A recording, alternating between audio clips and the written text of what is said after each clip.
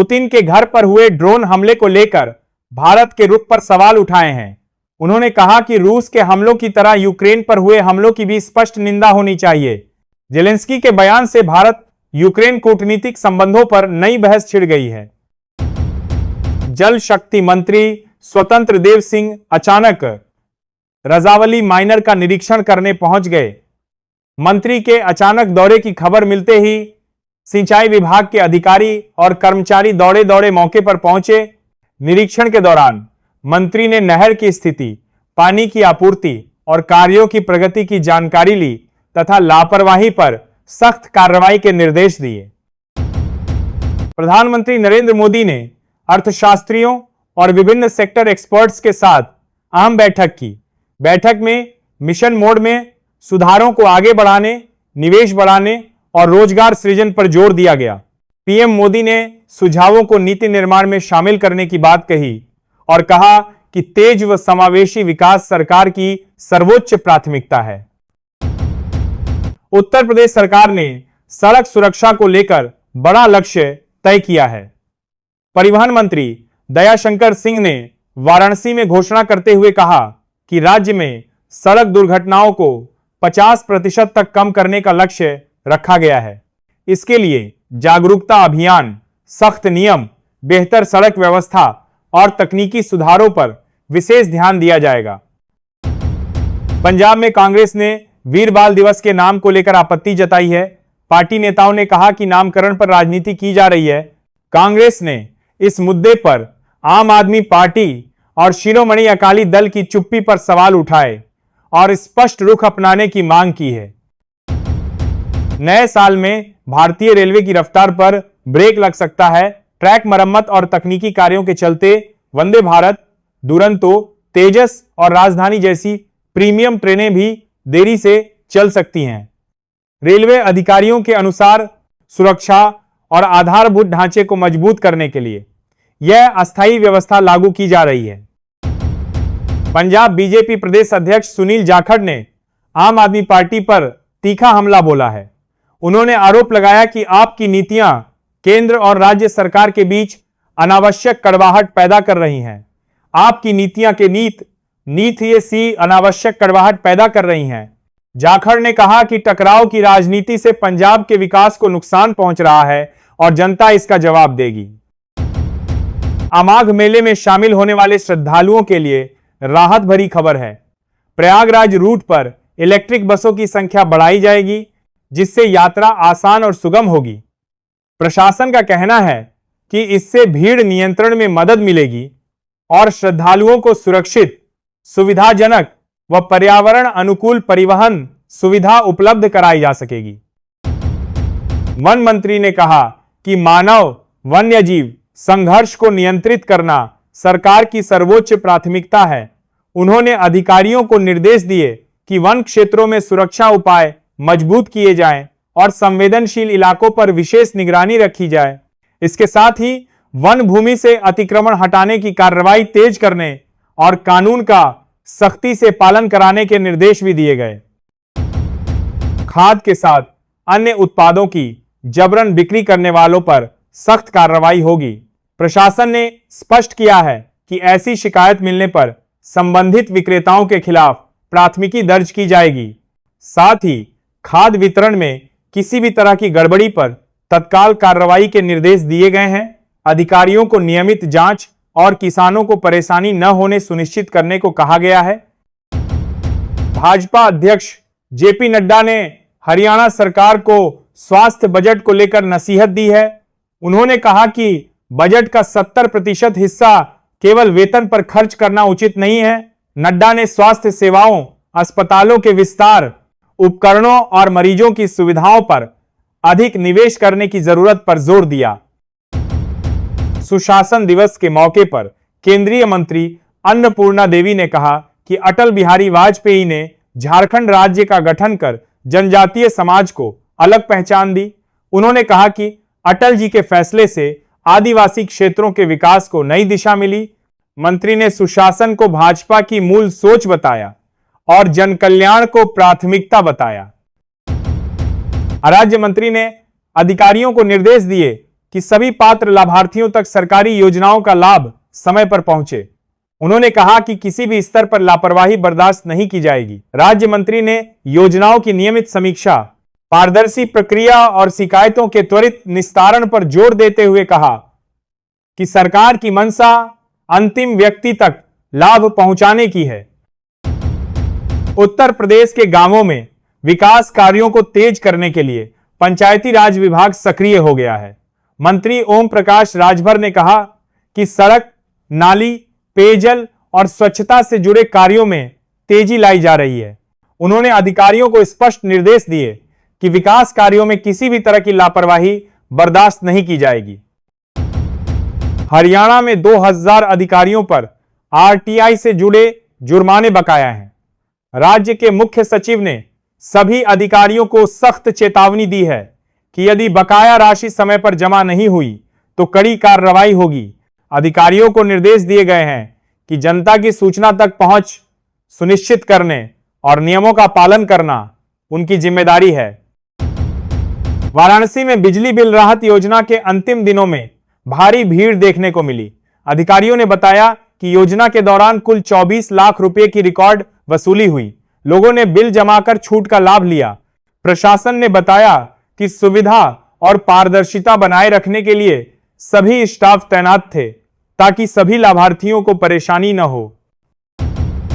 नव वर्ष के स्वागत को लेकर अमनौर पर्यटन स्थल पर सैलानियों की भारी भीड़ उमड़ने की संभावना है।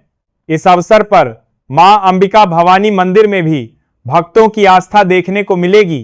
प्रशासन ने सुरक्षा और व्यवस्था को लेकर विशेष तैयारी की है ताकि सैलानियों और श्रद्धालुओं को सुरक्षित और सुखद अनुभव मिल सके। किंग चार्ल्स की न्यू ईयर लिस्ट में कुछ भारतीय भी शामिल हुए हैं। नए साल के मौके पर इन्हें विशेष सम्मान दिया जाएगा। विशेषज्ञों के अनुसार यह लिस्ट उन व्यक्तियों और उनके योगदान को मान्यता देने के लिए बनाई जाती है जिन्होंने समाज, कला, विज्ञान और सेवा के क्षेत्र में उत्कृष्ट कार्य किए हैं। उत्तर भारत में बारिश और बर्फबारी के चलते ठंड और बढ़ने की संभावना है। मौसम विभाग के अनुसार अगले 3 दिन में पहाड़ी इलाकों में भारी बर्फबारी होगी। मैदानी क्षेत्रों में भी हल्की से मध्यम बारिश की संभावना है। अधिकारियों ने नागरिकों को सर्दी और खराब मौसम के मद्देनजर सतर्क रहने की सलाह दी है। उत्तर प्रदेश के शामली में 54 बीघा पशुचर की भूमि को प्रशासन ने कब्जा मुक्त कराया। इस दौरान बुलडोजर का इस्तेमाल किया गया और अवैध निर्माण को हटाया गया। अधिकारियों ने कहा कि यह कार्रवाई कानून के तहत की गई और भविष्य में भी किसी को भी सरकारी या सार्वजनिक जमीन पर कब्जा करने की अनुमति नहीं दी जाएगी। ग्रामीण बैंकिंग को मजबूत करने के लिए बड़ा फैसला लिया गया है। अब पंचायत सरकार भवनों में ग्रामीण बैंक की शाखाएं खोली जाएंगी। इससे ग्रामीण इलाकों में बैंकिंग सुविधाओं की पहुंच बढ़ेगी, लेन देन आसान होंगे और लोग आसान तरीके से ऋण और अन्य बैंकिंग सेवाओं का लाभ उठा सकेंगे। पंजाब में कड़ी ठंड और घने कोहरे के कारण स्कूलों की छुट्टियां बढ़ा दी गई हैं। शिक्षा मंत्री हरजोत बैंस ने बताया कि अब स्कूल 8 जनवरी से खुलेंगे। बच्चों की सुरक्षा और स्वास्थ्य को ध्यान में रखते हुए यह कदम उठाया गया है। अधिकारियों ने सभी स्कूलों में समय पर सूचना देने और आवश्यक इंतजाम सुनिश्चित करने के निर्देश दिए हैं। अयोध्या में राम मंदिर की प्राण प्रतिष्ठा के 2 साल पूरे होने पर मुख्यमंत्री योगी आदित्यनाथ ने कहा कि पूर्व सरकार ने अयोध्या को लहूलुहान किया। उन्होंने कहा कि आज मंदिर निर्माण और शहर के विकास में अभूतपूर्व प्रगति हुई है। मुख्यमंत्री ने शहर के सुधार कार्यों, श्रद्धालुओं की सुविधाओं और पर्यटन को बढ़ावा देने के प्रयासों पर जोर दिया। पूर्व सांसद बृजभूषण शरण सिंह ने लोकसभा से निकाले जाने के बाद तीखा बयान दिया। उन्होंने कहा, लोकसभा से मुझे बेइज्जत करके निकाला गया जिंदा रहा तो इसके पीछे उनका आरोप है कि उन्हें अनुचित तरीके से अपमानित किया गया। उन्होंने संसद में अपने खिलाफ हुई कार्रवाई और राजनीतिक निर्णयों पर नाराजगी जताई। उत्तर प्रदेश में योगी आदित्यनाथ सरकार ने विद्यार्थियों के हित में पहल की है। दशमोत्तर छात्रवृत्ति से पहले वंचित रह गए छात्रों को अब दोबारा आवेदन का अवसर दिया गया है। इससे हजारों छात्र आर्थिक सहायता और शिक्षा में बराबरी का लाभ उठा सकेंगे। सरकार ने कहा कि यह कदम विद्यार्थियों को सशक्त बनाने और शिक्षा में अवसरों को सुनिश्चित करने के लिए उठाया गया है। सुप्रीम कोर्ट ने लीगल इमरजेंसी के तहत इंसाफ तक त्वरित पहुंच सुनिश्चित करने के लिए ऐतिहासिक फैसला सुनाया है। चीफ जस्टिस सूर्यकांत ने निर्देश दिए कि अब आवश्यक मामलों में अदालत 24 घंटे खुलेगी। इसका उद्देश्य न्याय में विलंब को कम करना और आपातकालीन परिस्थितियों में लोगों को शीघ्र राहत देना है।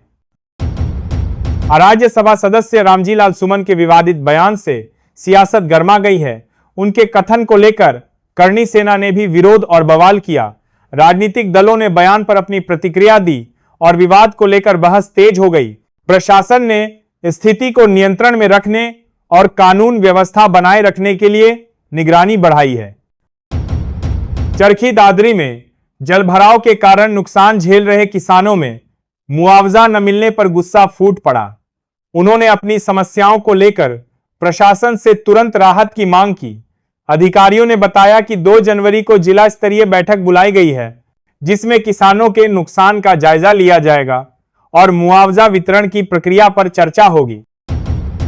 रामलला प्राण प्रतिष्ठा की दूसरी वर्षगांठ के उत्सव कार्यक्रम में केंद्रीय गृह मंत्री राजनाथ सिंह ने कहा, यह वही भूमि है जो वर्षों तक रक्त रंजित रही है।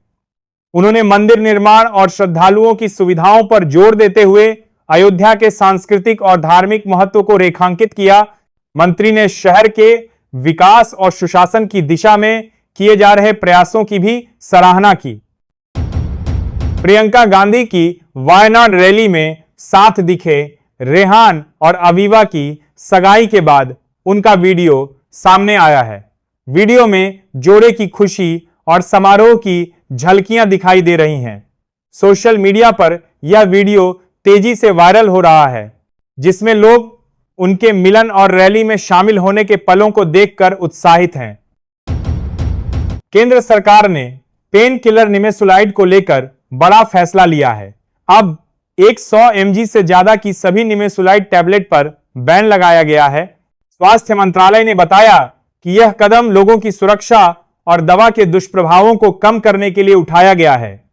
चिकित्सकों और फार्मासिस्टों को नए नियमों का पालन करने के निर्देश दिए गए हैं। हुमायूं कबीर ने दावा किया है कि उनकी पार्टी पश्चिम बंगाल में किंग मेकर की भूमिका निभा सकती है। उन्होंने कहा कि पार्टी ममता बनर्जी और अभिषेक बनर्जी के बीच संभावित दरार का लाभ उठाकर राजनीतिक संतुलन बदल सकती है। राजनीतिक विश्लेषक इसे आगामी चुनावों में बड़े बदलाव की संभावना के तौर पर देख रहे हैं। अब बांग्लादेश में जमात ए इस्लामी और एनसीपी के साथ किसी गठबंधन को भारत के हित में नहीं देखा जा रहा है, क्योंकि जमात ए इस्लामी पर अतीत में आतंकवाद और हिंसा के आरोप रहे हैं। ऐसे समूहों के राजनीतिक सहयोग से क्षेत्र में अस्थिरता और अल्पसंख्यकों के लिए सुरक्षा संबंधी चिंताएं बढ़ सकती हैं। इसके अलावा भारत हमेशा बांग्लादेश में लोकतांत्रिक सऊदी अरब और यूएई दोनों ही मध्य पूर्व में महत्वपूर्ण मुस्लिम देश हैं, लेकिन हाल के वर्षों में उनके रिश्तों में तनाव बढ़ा है। मुख्य वजह है क्षेत्रीय प्रभुत्व की होड़, यमन और लीबिया में अलग अलग सैन्य और राजनीतिक हित, तेल और ऊर्जा नीति में मतभेद और ईरान के प्रति दृष्टिकोण में अंतर। दोनों देशों ने पहले कई मोर्चों पर सहयोग किया था, लेकिन अब प्रतिस्पर्धा और रणनीतिक असहमति के चलते वे एक दूसरे के प्रतिद्वंद्वी नजर आते हैं। रक्षा मंत्री ने कहा कि भगवान राम के बाद माता जानकी के लिए भी भव्य मंदिर का निर्माण किया जाएगा। उन्होंने अयोध्या में धार्मिक और सांस्कृतिक विकास को लेकर अपनी प्रतिबद्धता जताई। मंत्री ने कहा कि यह परियोजना श्रद्धालुओं की आस्था को सम्मान देने और क्षेत्र के पर्यटन और सामाजिक विकास को बढ़ावा देने के उद्देश्य से की जाएगी। आप बांग्लादेश की संसद परिसर में पूर्व प्रधानमंत्री खालिदा जिया के लिए नमाज ए जनाजा पढ़ी गई। इस अवसर पर सैकड़ों लोग एकत्र हुए और उन्हें श्रद्धांजलि अर्पित की। सांसदों और जनता ने खालिदा जिया के योगदान को याद किया और उनके निधन पर शोक व्यक्त किया। प्रशासन ने शांति और व्यवस्था बनाए रखने के लिए विशेष इंतजाम किए। झारखंड के मुख्यमंत्री की प्रशंसा करते हुए मंत्री इरफान अंसारी ने कहा कि उनके प्रशासनिक निर्णय और विकास कार्य सराहनीय हैं। उन्होंने बिहार के सीएम नीतीश कुमार को नसीहत भी दी, जिसमें विकास और जनकल्याण पर ध्यान देने का आग्रह शामिल था। मंत्री की मंशा स्पष्ट है, राज्य प्रशासन और नेतृत्व में सुधार और जनता के हित में नीति निर्माण को बढ़ावा देना।